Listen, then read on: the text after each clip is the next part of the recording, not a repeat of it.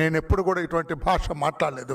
కానీ పనికిమాలిన వెధవ గాడిద మాట్లాడిన తర్వాత, ఆ నికృష్టుడు మాట్లాడిన తర్వాత, అంబటి రాంబాబు అనే ఒక వెధవ మాట్లాడిన తర్వాత, అంబటి రాంబాబు అనే నికృష్టుడు మాట్లాడిన తర్వాత, అంబటి రాంబాబు అనే ఒక అప్రాచ్యుడు మాట్లాడిన తర్వాత, అంబటి రాంబాబు అనే ఒక వీధి రవుడి మాట్లాడిన తర్వాత, అంబటి రాంబాబు అనే ఒక బజారు మనిషి మాట్లాడిన తర్వాత, అంబటి రాంబాబు అనే ఒక రవుడి వెధవ మాట్లాడిన తర్వాత, నేను కూడా ఆ భాషలో మాట్లాడకపోతే ఏదన్నా నేను తప్పు చేసిన వాడిని అవుతాను అని చెప్పి ఆ భాష నేను వాడుతున్నా.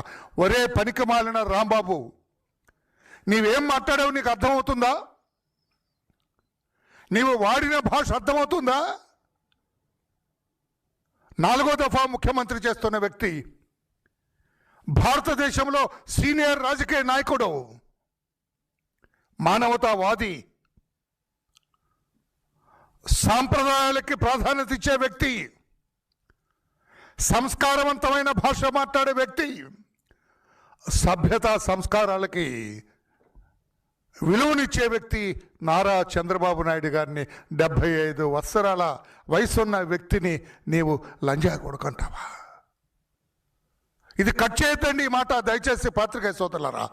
ఈ వెధవ భాష, ఈ వెధవల భాష రాష్ట్ర ప్రజలందరికీ తెలియాలా. దయచేసి మీరు బీప్ పెట్టొద్దు దీనికి.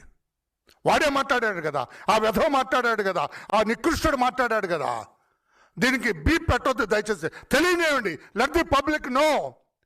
జగన్మోహన్ రెడ్డి రౌడీ గ్యాంగ్, జగన్మోహన్ రెడ్డి ఈ వెధవ గ్యాంగ్, జగన్మోహన్ రెడ్డి ఈ బజారు మనుషుల గ్యాంగ్, జగన్మోహన్ రెడ్డి ఈ అప్రాచుల గ్యాంగ్, జగన్మోహన్ రెడ్డి ఈ నికృష్టుల గ్యాంగ్ భాష రాష్ట్ర ప్రజలకు తెలియాలి కనుక మీరు బీ పెట్టద్దు.